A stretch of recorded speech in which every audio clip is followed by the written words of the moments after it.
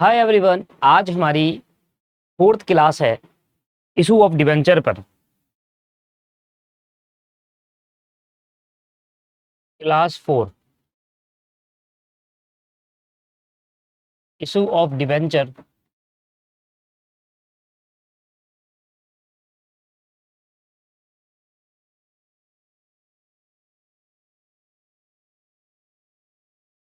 As a collateral security,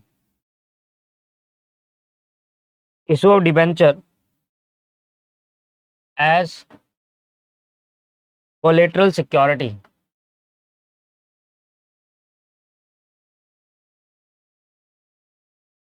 ये हमारा एक कॉन्सेप्ट है। इसके बाद एक छोटा कॉन्सेप्ट और रह गया था जो मैं बताना भूल गया था आपको। इशू ऑफ डिबेंचर में इंटरेस्ट इंटरेस्ट भी तो देना होता है ना। डिबेंचर वालों को हर साल इंटरेस्ट देना होगा, उसकी भी तो एंट्री करानी थी, वो एक रह गई है, वो भी मैं आज ही करा दूंगा। ठीक है, तो आज ये चैप्टर हमारा खत्म हो जाएगा। तो पहले इसके बारे में थोड़ा बहुत लिखते हैं। द टर्म कोलेटरल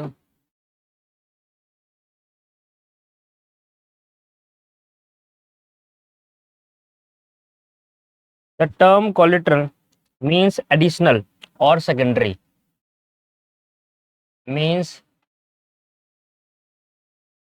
एडिशनल या फिर secondary.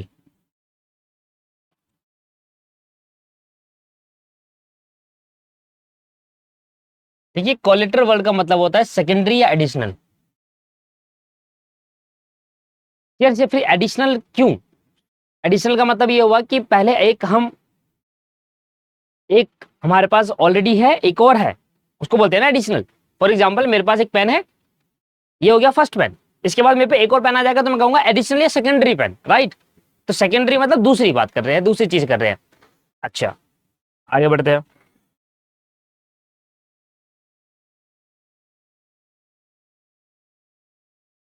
When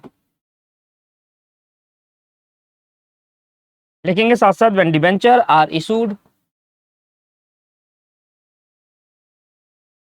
when debenture are issued of as additional security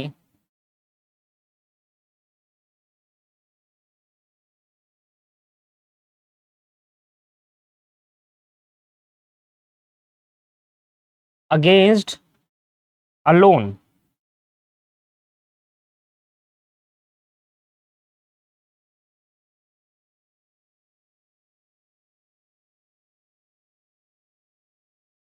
is called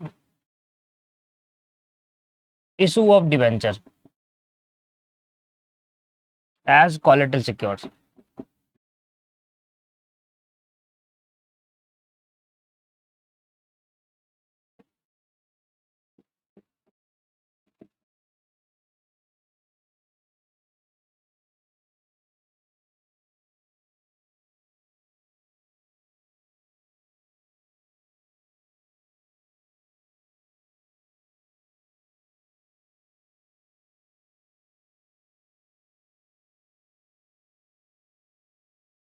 The borrower company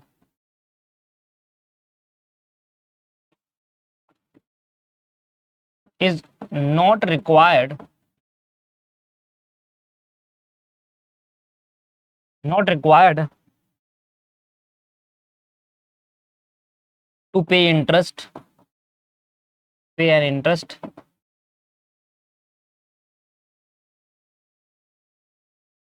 on the debenture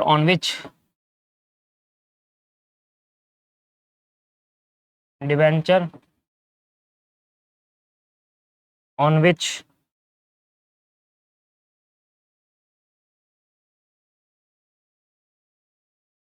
are issued as a collateral security.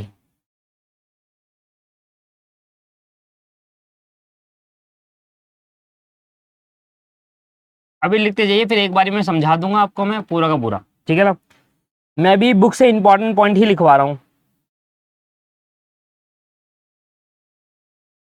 On full repayment of the loan,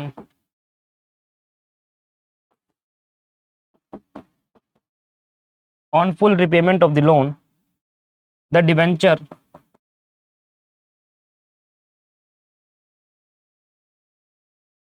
issued as collateral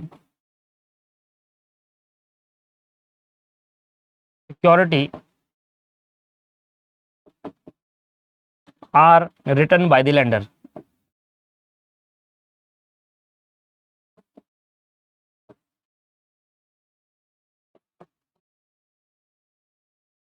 या bank.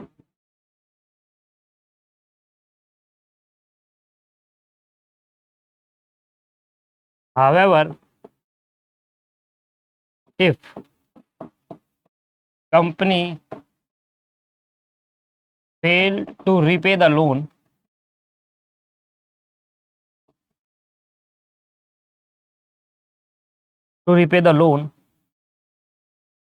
the lender exercise its right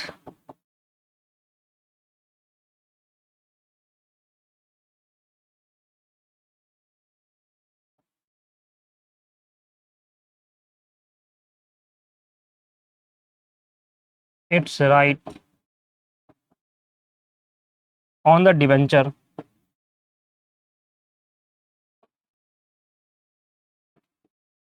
as collateral security.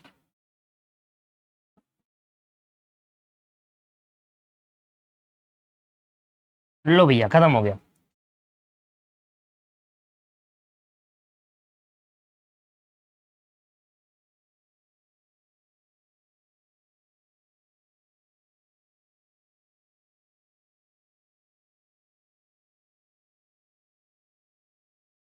लिख लो जल्दी से एक बार इसको, फिर समझाता हूं. तो ये पूरा कॉन्सेप्ट है कोलेटरल सिक्योरिटी का.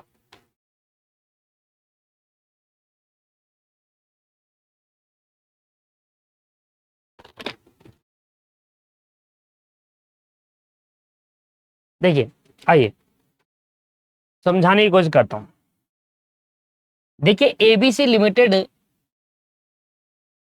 लिमिटेड एक कंपनी है, ठीक है ना, और एक बैंक है. फॉर एग्जांपल एचडीएफसी बैंक है. अब एबीसी लिमिटेड ने ना एचडीएफसी बैंक से लोन लिया. लेट सपोज 10 लाख रुपीस का लोन लिया.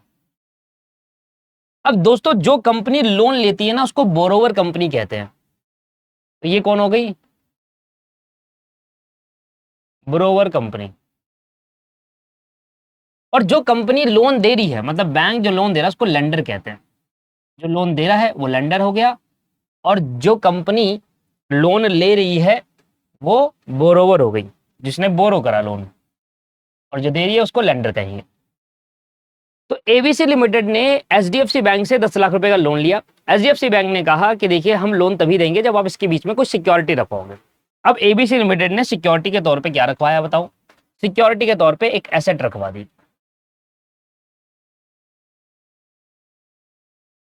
सिक्योरिटी के तौर पे क्या रखवा दी? एक एसेट रखवा दी जिसकी वैल्यू 10 लाख रुपए है. किसने रखवाई एसेट? एबीसी लिमिटेड ने एक एसेट सिक्योरिटी के तौर पे बैंक के दे दी. फॉर एग्जांपल लैंड, या घर का पेपर दे दिए, लैंड के पेपर दे दिए, कोई एसेट है, कोई इन्वेस्टमेंट है उसके पेपर दे दिए. तो एक सिक्योरिटी के तौर पे एक एसेट रखवा दी गई, उसके पेपर, उसके डॉक्यूमेंट बैंक के पास जमा करवा दी गए कि हाँ, कल को अगर मैं लोन पे करने में फेल हो जाता हूं तो आप ये जो सिक्योरिटी के तौर पे एसेट रखवाई है इसको बेचकर आप अपने लोन का अमाउंट रीपे कर लेना. राइट. तो इसको बोलते हैं फर्स्ट सिक्योरिटी. बट यहां पर फर्स्ट सिक्योरिटी की बात नहीं हो रही. बैंक ने क्या कहा? बैंक ने कहा दोस्तों, बैंक ने कहा एबीसी लिमिटेड से कि सर, कभी कभी ऐसा होता है कि एसेट की वैल्यू रिड्यूस हो जाती है. कभी कभी ऐसा होता है कि एसेट की वैल्यू रिड्यूस हो जाती है. मान लो कल को आप लोन पे करने पे, रीपे करने में फेल हो जाते हो, हमारा 10 लाख का लोन नहीं दे पाते, तो बताइए सर, हम ये लोन कहां से चुकाएंगे? एबीसी लिमिटेड कहता है कि जो एसेट मैंने आपको सिक्योरिटी के तौर पर दी उसको भेज देना. मैं दे रहा हूं ना अपनी एसेट सिक्योरिटी के तौर पे, बेच देना. सर, हम अगर उसको बेचे और हमें 10 लाख रुपए नहीं मिले, 8 ही लाख मिले, तो बाकी 2 लाख कहां से लाएंगे? तो बैंक कहता है सर, कभी कभी ऐसा होता है कि जो एसेट आप रखवाते हो as a security, as a first security, वो एसेट की वैल्यू कम हो जाती है फ्यूचर में, या बढ़ जाए वो अलग चीज है, कम हो जाए तो उसमें प्रॉब्लम आए, बढ़ जाएगी तो कोई प्रॉब्लम नहीं है, बढ़ जाएगी 10 लाख रुपए अपने रखेगा बैंक, जैसे फॉर एग्जांपल ये 10 लाख की एसेट बढ़कर 15 लाख की बिक गई, 15 की बिकी तो सारा नहीं लेगा बैंक, बैंक अपने पैसे ही लेगा 10 लाख, बाकी 5 लाख वापस करेगा आपको। पर मान लो अगर ये एसेट कम हो जाती है, 8 लाख की बिकती है, तो ऐसे केस के अंदर हम 2 लाख कहां से रिकवर करेंगे सर, आप तो भाग जाओगे, हमें एक और सिक्योरिटी रखवाओ। एबीसी लिमिटेड कह रहा है कि सर हमारे पास और सिक्योरिटी है ही नहीं, हम क्या रखवाए, कह रहा है आपको एक और एसेट या कुछ सिक्योरिटी के तौर पर रखवाना पड़ेगा, जिसको हम सेकेंडरी सिक्योरिटी कहेंगे। ये हमारी फर्स्ट सिक्योरिटी है। फर्स्ट सिक्योरिटी जब हम रखवाते हैं, ये हमारी फर्स्ट वाली सिक्योरिटी है, फर्स्ट सिक्योरिटी तो रखवाते हैं, पर फर्स्ट सिक्योरिटी कभी कभी ऐसा होता है वो पूरी नहीं कर पाती लोन अमाउंट के, इसलिए सेकेंडरी सिक्योरिटी भी रखवाते हैं। तो कंपनी ने सेकेंडरी सिक्योरिटी भी रखवाई। कंपनी ने कहा भाई एक काम करते हैं कि आप ना हमारे डिबेंचर ले लो, कुछ अमाउंट ऑफ डिबेंचर आप हमारे ले लीजिए, हम डिबेंचर आपके नाम पे इशू कर देते हैं। कल को अगर हम लोन रीपे कर पाए, 2 लाख रुपए का लोन बच जाता है, मान लो ये कल को 8 लाख के बिक गए, बाकी 2 लाख और चाहिए ना आपको, 2 लाख के डिबेंचर दे देते हैं आपको। तो सेकंड सिक्योरिटी जब कंपनी रखवा रही है वो अपने डिबेंचर रखवा रही है, इसलिए कहा कि issue of debenture to the lender as a collateral security, means of collateral means secondary. Collateral का क्या मतलब होता है, सेकेंडरी मतलब होता है सिक्योरिटी के तौर पे इशू तो कर रहे हैं, बैंक के नाम पे इशू तो कर रहे हैं, पर एक्चुअली में सिक्योरिटी के तौर पे इशू करा जा रहा है। एक्चुअल वो पैसे में पैसा नहीं दे रहा, इसके बदले में बस सिक्योरिटी के तौर पे इशू हो रहा है। एक होता है डिबेंचर, आपने आपको बेचे, आपने मुझे पैसा दिया, डिबेंचर आपके नाम पे, मेरे ऊपर लायबिलिटी बन गई, एक तो ये हो गया। दूसरा यहाँ पर यह है कि हम यहाँ पर डिबेंचर इशू कर रहे हैं बैंक को सिर्फ सिक्योरिटी के तौर पे, ना कि उसको बेच रहे हैं, ना कि उसको बेचा है हमने, वो हमें पैसा दे रहा है इसके बदले, ना सिर्फ सिक्योरिटी के तौर पे दे रहे हैं कि कल को अगर लोन अमाउंट इससे पूरा नहीं हो पाता तो ये डिबेंचर अपने पास रख लेना, ये डिबेंचर आपके पास अधिकार आ जाएगा कि बैंक ये डिबेंचर जो मैं आपको इशू कर रहा हूं ये अपने पास आप रख लेना, इसको बेचना है बेच देना, या हमसे इसको पैसा लेना हमसे ले लेना पैसे, मतलब ये डिबेंचर का इंटरेस्ट ले लेना या बेचना है बेच देना कहीं पर बाहर पर तब तक आप कुछ नहीं कर पाओगे जब तक हम रीपेमेंट ऑफ लोन हमारा चल रहा है, लोन पीरियड हमारा चल रहा है, सिक्योरिटी के तौर पर आप रख लेना इसको डिबेंचर को। जब मैं फेल हो जाऊं पे करने के लिए लोन अमाउंट को, जब मैं लोन अमाउंट को पे करने के लिए फेल हो जाऊंगा, तब आपके पास अधिकार आएगा बैंक कि अब ये बैंक जो सिक्योरिटी जो डिबेंचर मैंने आपको सेकेंडरी सिक्योरिटी के तौर पे दी है वो आपके हो जाएंगे, अगर मैं फेल हो गया तो, अगर नहीं हुआ तो ये आपके नहीं है, ये तो सिक्योरिटी के तौर पे रखे हैं, कल को अगर फेल हो जाता हूं तब आप इसका यूज करोगे, अदरवाइज नहीं कर सकते। दोस्तों जो सेकेंडरी सिक्योरिटी हम रखवाते हैं as a debenture, debenture company अपनी सेकेंडरी सिक्योरिटी क्या रखवा रही है, डिबेंचर के तौर पर रखवा रही है, इसी को कहते हैं issue of debenture as a collateral security. Collateral का मतलब होता है सेकेंडरी, कोलेटरल सिक्योरिटी क्या रखवाई बैंक के तौर पर, भाई डिबेंचर रखवा दिए, इसे कहते हैं issue of debenture as collateral security. क्या बात समझ में आ गई? तो एबीसी लिमिटेड ने पहले तो अपनी फर्स्ट सिक्योरिटी रखवाई एसेट, बैंक कहता है हमें एक और सिक्योरिटी चाहिए, एक और सिक्योरिटी हमें चाहिए क्योंकि हम अपने आपको लोन दे रहे तो हम अपने आप को सिक्योर रखेंगे जी, हमें एक और सिक्योरिटी चाहिए और वो सिक्योरिटी आप कुछ भी रखवा दो। तो बैंक ने जो बोरोवर है एबीसी लिमिटेड कंपनी है उसने सेकंड सिक्योरिटी क्या रखवाई, कोई दूसरी एसेट नहीं रखवाई, डिबेंचर रखवा दी। इसलिए इस चैप्टर में इसका रोल आ गया कि अगर कभी बोरोवर कंपनी अपनी सेकंड सिक्योरिटी के तौर पर डिबेंचर इशू कर देती है तो ऐसे केस के अंदर क्या एंट्री होगी। इसमें 2-3 बातें ध्यान देने वाली है। पहली बात कि डिबेंचर एज अ सिक्योरिटी दिया जा रहा है, ना कि उसने खरीदी है, इसलिए उसको कोई इंटरेस्ट नहीं मिलेगा, बैंक को कोई इंटरेस्ट नहीं मिलेगा सर इसमें, क्योंकि एक्चुअली में डिबेंचर इशू का कर रहे हैं, डिबेंचर तो इशू करे कि हाँ हम अपने डिबेंचर इशू कर रहे हैं आपको इसलिए क्योंकि सिक्योरिटी के तौर पर है, अगर मैं फेल हो जाऊंगा लोन पे करने के लिए तब आप यूज कर सकते हो, अदरवाइज नहीं, अगर ये आपके पास नहीं है, अभी आपका नहीं है ये, अभी हमारा ही है। हाँ सिक्योरिटी के तौर पे आपको दे दिया कि कल को आप सिक्योर हो जाओ कि हम अगर लोन नहीं पे करेंगे तो आप इसका अधिकार आपके पास आएगा, दोनों एसेट का दोनों चीज का अधिकार आपके पास आ जाएगा, पर इसमें कोई भी इंटरेस्ट पे नहीं, तो इंटरेस्ट पे नहीं किया जाता,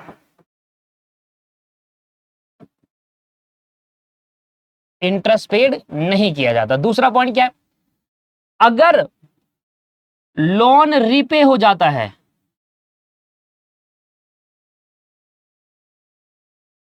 डन हो जाता है, लोन रीपेमेंट हो जाता है, तो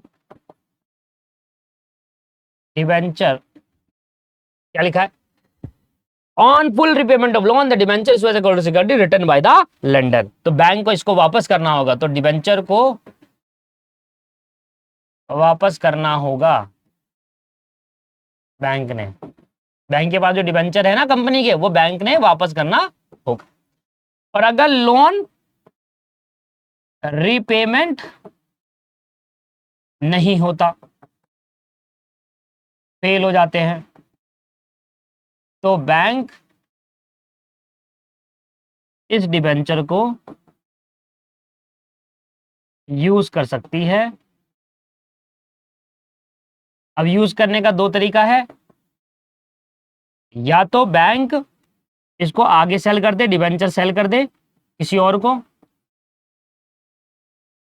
या डिबेंचर कंपनी के अपने पास रखे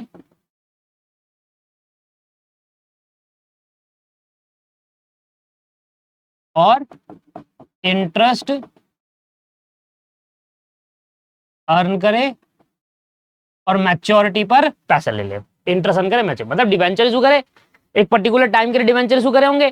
तो अगर मैं लोन रीपेमेंट नहीं करता, देखिए पहली बात तो जब तक लोन पीरियड चलेगा कोई भी इंटरेस्ट मुझे नहीं देना, राइट।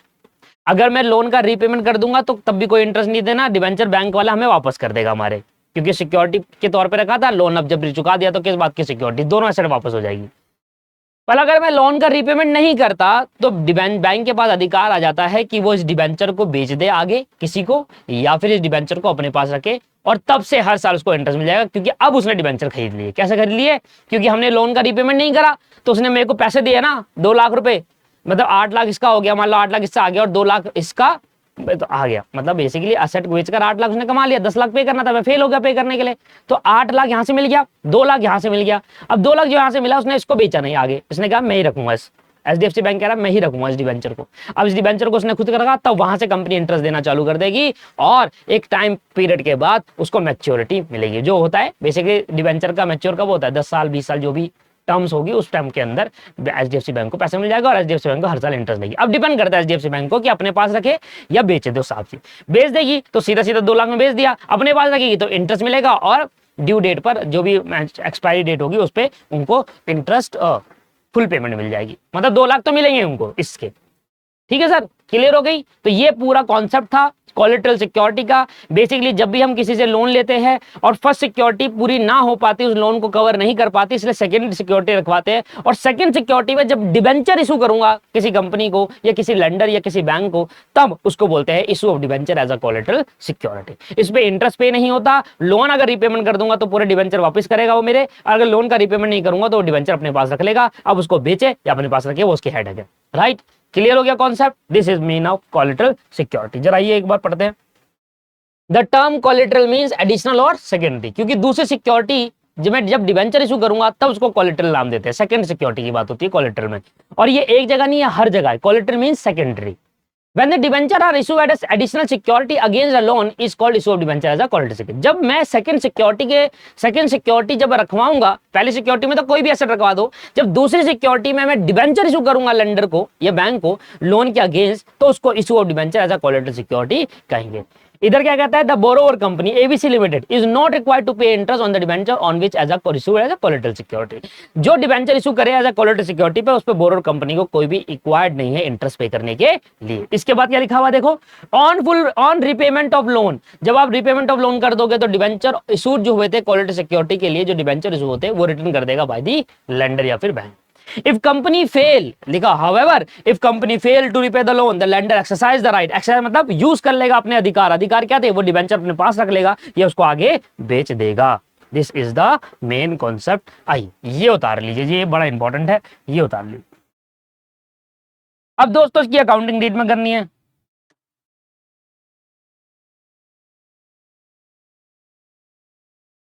अकाउंटिंग ट्रीटमेंट क्या है?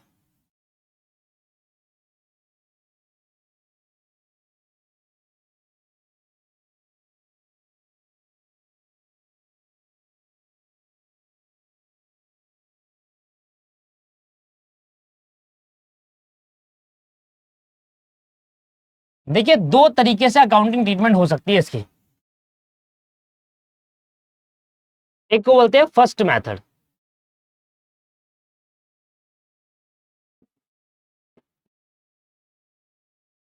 एक को बोलते हैं सेकंड मेथड।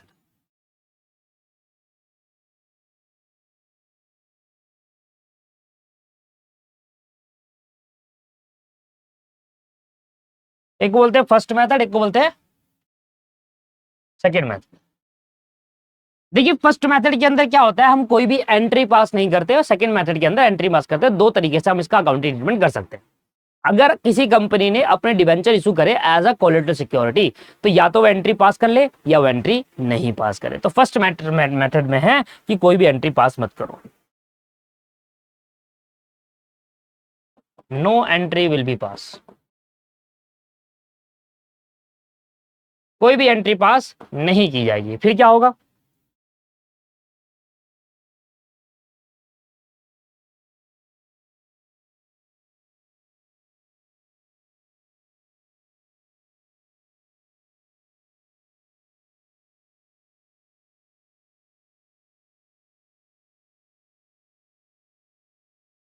कोई भी एंट्री पास नहीं आएगी। बस क्या होगा, बैलेंस शीट हम बनाएंगे, बैलेंस शीट के अंदर लाइबिलिटी साइड ये हो गई, एसेट साइड। अभी देखो ऐसी बैलेंस शीट नहीं बनती कंपनी में अंदर, कंपनी में दूसरी बैलेंस शीट बनती है, पर मैं सिंपलिसिटी के लिए बता रहा हूं।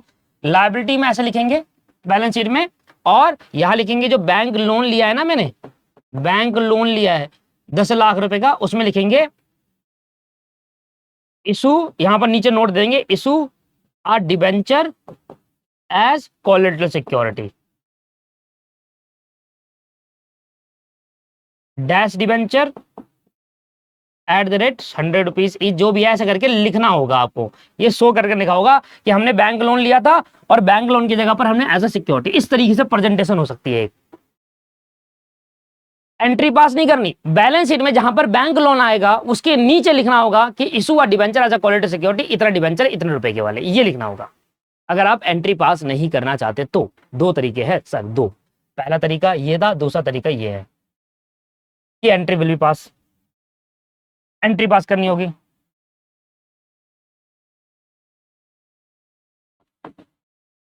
एक एंट्री पास करनी होगी।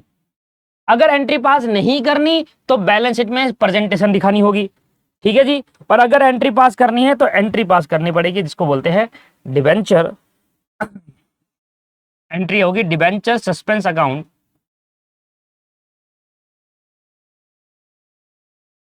Account debit two percent debenture. जब मैं डिबेंचर इशू करता हूं तो एंट्री क्या होती है, bank account debit to debenture application, debenture application cancel 2% debenture, percent debenture liability बन जाता है और बैंक से पैसा आ जाता है। बट इधर बैंक में पैसा नहीं आया, क्योंकि हमने उससे पैसा थोड़ा ना मांगा, हमने उसको बेचा थोड़ी ना है। पर डिबेंचर इशू करने में मेरी लायबिलिटी तो क्रिएट हो जाएगी। जब मैं किसी को डिबेंचर इशू करूंगा बदले में पैसा नहीं ले रहा, ठीक है कोई बात नहीं, बदले में आप पैसा मत लो या एज अ क्वालिटी सिक्योरिटी कुछ मत लो कंसिडरेशन में। पर जब भी आप डिबेंचर इशू करोगे तो आपकी लायबिलिटी बढ़ेगी नहीं बढ़ेगी, परसेंट डिबेंचर के नाम से बढ़ गई लायबिलिटी। पर क्योंकि ये सिक्योरिटी के तौर पे यूज करा है, ना इससे पैसा ले रहे हैं ना कोई और चीज ले रहे हैं, बस सिक्योरिटी के तौर पे डिबेंचर इशू करा है, तो आप कहना डिबेंचर सस्पेंड नाम से एक अकाउंट खोल देना कि हाँ भाई सिक्योरिटी के तौर पे है। फ्यूचर में जब रीपेमेंट कर दोगे लोन का, इस एंट्री को घुमा देना वापसी, और डिबेंचर जो लायबिलिटी बनाई थी कैंसिल, और जो सस्पेंस अकाउंट खोला था वो भी कैंसिल, राइट। तो डिबेंचर सस्पेंस इसलिए खोला जा रहा है क्योंकि हमने ना तो पैसा लिया है ना कोई और चीज ली है, हमने बस सिक्योरिटी के तौर पर लिया है। तो एक नया अकाउंट खोला डिबेंचर सस्पेंड नाम से, और से एक लायबिलिटी क्रिएट कर दी अपने, क्योंकि इशू करने पे लायबिलिटी क्रिएट हो जाती है। और जैसे ही आप रीपेमेंट कर दोगे लोन का, तो उस केस के अंदर ये घुमा देना, बस इतना हो।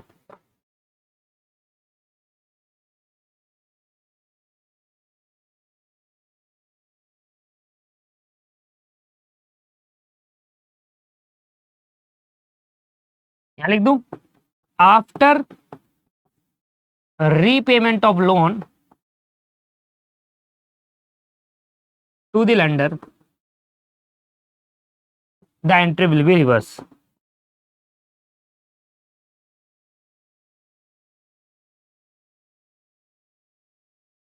लोन का रीपेमेंट करने में एंट्री को रिवर्स कर देना और कैंसिल हो जाएगा डिबेंचर वहीं तो वहीं, मतलब ये रिटर्न आ गया, मतलब एक तरीके का। ये दो तरीके हैं इसको यूज करने के, इसको दिखाने के।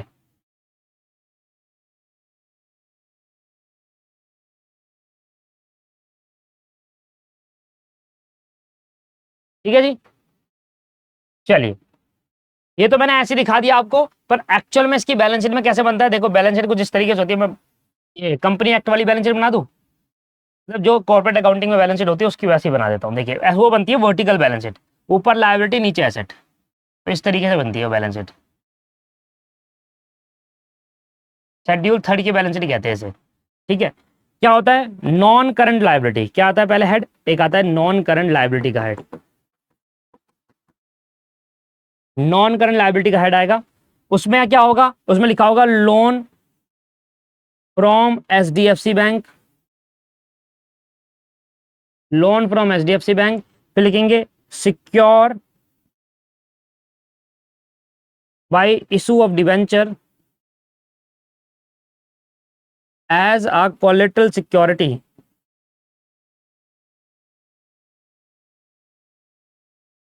Dash debenture at the rate 100 rupees, जो भी है आपका वो लिख देना आप, और यहाँ पर आ जाएगा जो लोन लिया है 10 लाख रुपए का।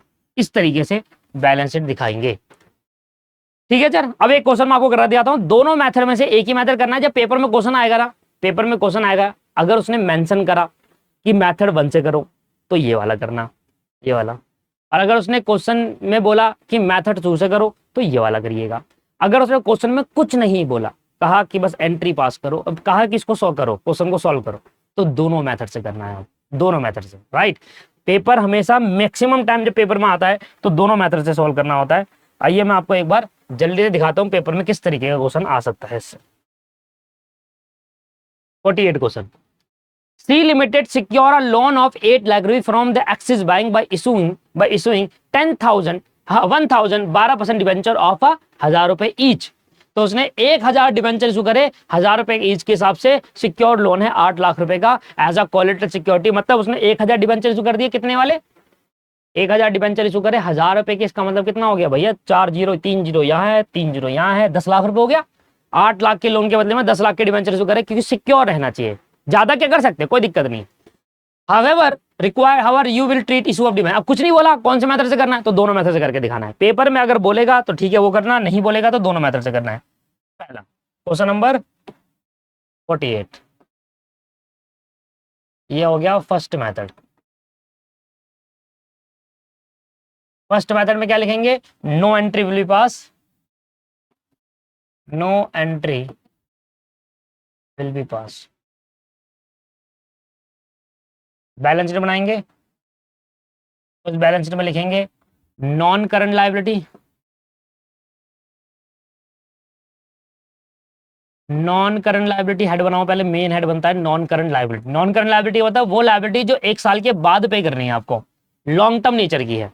नॉन करंट लायबिलिटी का हेड बनाने के बाद लिखना है loan from axis bank, loan from axis bank, कितने का लोन लिया जी, 8 लाख का लोन लिया है।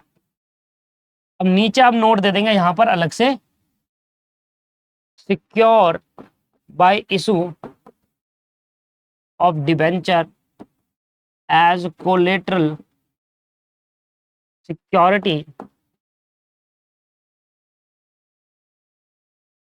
1,000, कितने परसेंट वाले, 12% debenture, 1,000 12% debenture at the rate 1,000 each. इस तरीके से आपको यहां पर लिखना है, खत्म हो गया, इतना ही करना है इसमें।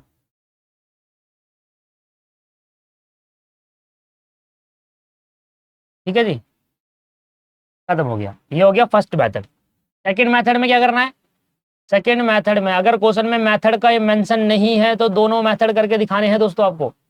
सेकंड मेथड में एंट्री पास कर देनी है, debenture suspense account debit to debenture account, debenture suspense account debit to 12% debenture, percent debenture आता है ना, 12% डिवेंचर, 1,000 डिवेंचर 1,000 रुपए ईच, ये आ गया 10 लाख, खत्म।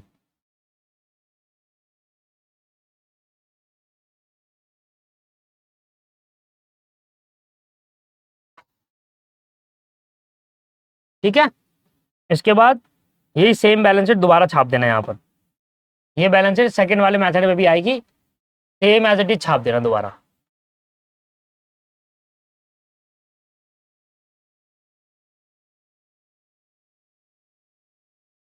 सेकंड वाले मेथड के अंदर बैलेंस शीट भी बनानी है कि हाँ ये रहा, और बैलेंस शीट भी बनाकर दिखानी है सेकंड वाले मेथड के अंदर। बैलेंस शीट दोनों बनानी है, चाहे फर्स्ट हो चाहे सेकंड हो, ठीक है। इस तरीके से यहां लिख दूं,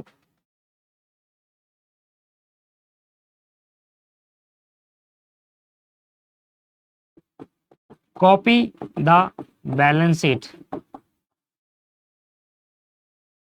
in second method also, copy the balance sheet in second method also. Balance sheet तो आपको दोनों मेथड में बनाकर दिखाना। लो जी, खत्म हो गया कॉन्सेप्ट, चैप्टर अभी खत्म नहीं हुआ, एक छोटा सा कॉन्सेप्ट रह गया इंटरेस्ट का, वो मुझे बताना है, पर अभी इतना देख लो पहले, इतना हो गया नहीं हुआ। चलिए इंटरेस्ट की बातें कर लेते हैं।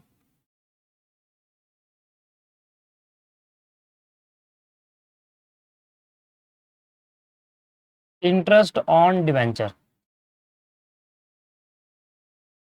सर देखिए, डिवेंचर आप इशू करोगे तो हर साल आपको इंटरेस्ट देना पड़ेगा, सिंपल है। जैसे अब यहाँ पर दिखा था 12% डिवेंचर है, तो 10 लाख का 12% 1,20,000 पे आपको देना पड़ेगा। तो वो इंटरेस्ट की एंट्री क्या होगी वो आपको पूछ रहा है, इंटरेस्ट की क्या एंट्री होगी। देखिए पहली एंट्री हम क्या कह सकते हैं, on payment of interest. On payment of interest, जब मैं डिवेंचर वालों को इंटरेस्ट की पेमेंट करूंगा तो ये एंट्री होगी ऑन पेमेंट ऑफ इंटरेस्ट। क्या होगी भाई, कंपनी के लिए इंटरेस्ट क्या है, खर्चा, क्योंकि कंपनी इंटरेस्ट पे कर रही है और उनके बैंक से पैसा चला जाएगा। तो इंटरेस्ट क्या है, एक्सपेंस, इंटरेस्ट अकाउंट डेबिट और टू बैंक अकाउंट, राइट। ये क्या है दोस्तों, एक्सपेंस, एक्सपेंस का बढ़ना डेबिट और एसेट का कम होना क्रेडिट। तो इंटरेस्ट का पेमेंट करने की एंट्री ये हुई।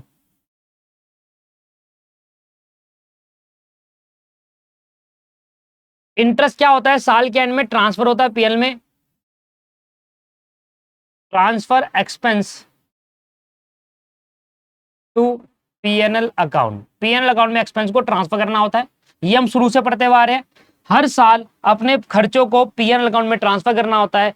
क्यों करते हैं ये, क्योंकि हमारा मैचिंग कॉन्सेप्ट कहता है, मैचिंग कॉन्सेप्ट कहता है हर साल पीएनएल अकाउंट अपने खर्चों को पीएल में ट्रांसफर करो। तो ये खर्चा डेबिट है, ट्रांसफर करूंगा तो क्या हो जाएगा, क्रेडिट।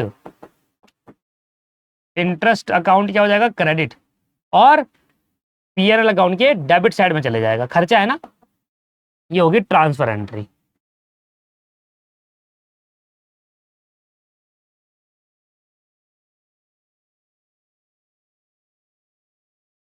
ठीक है जी, यही दो एंट्री है इसके अंदर और कुछ नहीं है, इंटरेस्ट पे करने की और इंटरेस्ट को ट्रांसफर करने की। बुक के अंदर अगर आप ध्यान दोगे तो बुक के अंदर दो बातें लिखी गई है, एक debenture interest accrued and due, और एक लिखी है debenture interest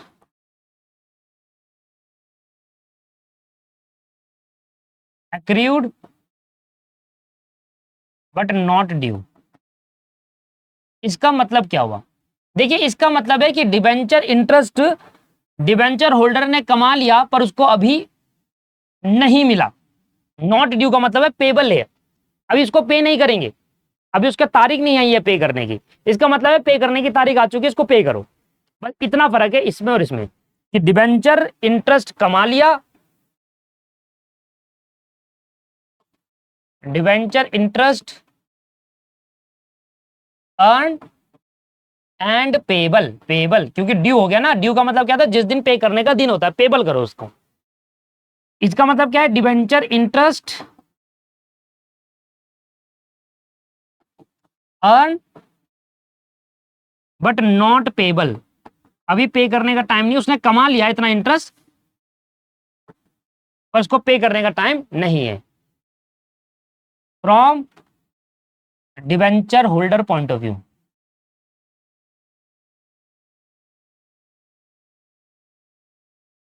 debenture holder point of view के लिए सोच रहे हैं, पर कंपनी के पॉइंट ऑफ व्यू से क्या होगा, अर्न थोड़ा आएगा। कंपनी के पॉइंट ऑफ व्यू से अर्न कमाएगी तो ना, कंपनी का खर्चा हो गया, डिवेंचर इंटरेस्ट का खर्चा हो गया और पे भी करना है। डिवेंचर इंटरेस्ट का खर्चा हुआ, मेरा एक्सपेंस हो चुका है, मैंने रिकॉर्ड कर दिया खर्चा, पर अभी पे नहीं करना, ये मतलब हुआ कंपनी के पॉइंट से। और उसके पॉइंट से अर्निंग वर्ड यूज होता है, यहाँ पर एक्सपेंस वर्ड यूज होगा, ठीक है ना।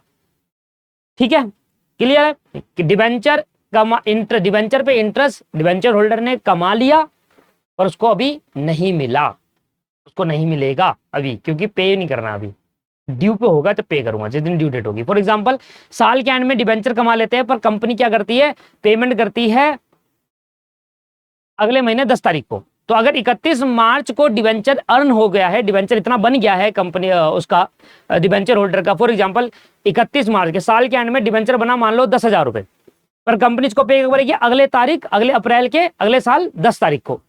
तो 10,000 रुपए जो कमा लिया पिछले साल उसको कब मिल रहा है, अगले साल मिलेगा। तो तब तक के लिए debenture interest earn by the debenture holder but not payable. पर 10 तारीख जिस दिन आ जाएगी उस दिन कह दूंगा debenture interest earn and payable. तो जब तक 10 तारीख तक 31 मार्च को यहां पर डिबेंचर कमा लिया था, यहां पर इंटरेस्ट कमा लिया था, लेट सपोज 10,000 रुपीज। अब कंपनी की ड्यू डेट होती है इंटरेस्ट देने की 10 अप्रैल को, तो ये होगी ड्यू डेट जिस दिन आपको पेमेंट करनी है। तो यहां तक मैं क्या कह दूंगा कि यहां पर इंटरेस्ट कमा लिया और यहां तक क्या कहूंगा, नोट पेबल। तो मैं ये बोलूंगा डिबेंचर इंटरेस्ट एक्रूड, कमा तो लिया बट नॉट ड्यू, ड्यू नहीं हुआ, राइट, यहां तक ड्यू हुआ। और यहां पर जिस दिन ये तारीख आ जाएगी उस दिन बोलूंगा एक्रूड एंड ड्यू, कमा भी लिया और ड्यू भी हो गया, लाओ पैसे दे दो आप। तो ये तरीका होता है कि इधर इंटरेस्ट पिछले साल का इंटरेस्ट कब पे होगा, कंपनी कह रही है अगले तारीख, अगले साल अगले महीने 10 तारीख को पे करूंगी, ठीक है। तो यहां कमा लिया था ना पिछले साल का इंटरेस्ट, पर पे कब होगा, अगले तारीख। तो इस पर्टिकुलर डेट पर क्या कहूंगा, एक्रूड, कमा लिया बट नहीं ड्यू हुआ। जिस दिन ड्यू होगा कहूंगा एक्रूड एंड ड्यू। ये है पॉइंट, क्लियर। और दोनों के चाहे एक्रूड हो, चाहे एक्रूड एंड ड्यू हो, चाहे एक्रूड बट नॉट ड्यू हो, दोनों के दोनों बैलेंस शीट में आता है। करंट नॉन करंट लायबिलिटी में बैलेंस शीट में दिख जाएगा, क्योंकि अभी आपने दोनों ही केस के अंदर पे नहीं करा, दोनों में लिखा है पेबल पेबल। जिस दिन आप पे कर दोगे उस दिन लायबिलिटी खत्म हो जाएगी, राइट। जब तक आप पे नहीं करोगे तब तक आपकी लायबिलिटी है, खत्म हो गया सर। ज्यादा लंबी क्लास नहीं हुई पर ये खत्म हो गया। इसमें मुझे कोई क्वेश्चन कराने की तो नीड नहीं है। बताओ अगर मैं इस वाला क्वेश्चन को ही लूं, इस वाले क्वेश्चन को ही लूं, ये रहा जी 48 क्वेश्चन, तो मुझे बताओ कितने के डिबेंचर इशू हो रहे हैं, 10 लाख के, कितना इंटरेस्ट मिलेगा, 12%। 10 लाख का 12% कितना हो गया, 1,20,000 रुपए। तो 1,20,000 रुपए की एंट्री क्या पास करोगे, एंट्री ये पास करोगे, interest account debit to bank 1,20,21 and 1,20,21, खत्म हो गया। ठीक है सर, एक चीज और लिख दूं, बाद में मिसिंग हो जाएगी। नॉन करंट लायबिलिटी है भी,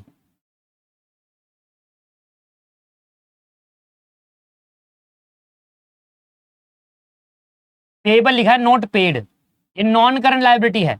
और दोस्तों ये भी नॉन करंट लायबिलिटी है, दोनों की दोनों नॉन करंट लायबिलिटी है, क्योंकि दोनों के दोनों में पेबल लिखा हुआ है। एक में तो पेबल लिखा है कि पे करेंगे, एक में वो भी नहीं लिखा कि हाँ भाई इस पर्टिकुलर डेट तक तो पे ही नहीं करना, इधर आएगा तब पे करूंगा। तो या इसके बाद जब पे हो जाएगा तब वो लायबिलिटी खत्म हो जाएगी, तब तक के लिए यहाँ पर आप लायबिलिटी दिखाएंगे।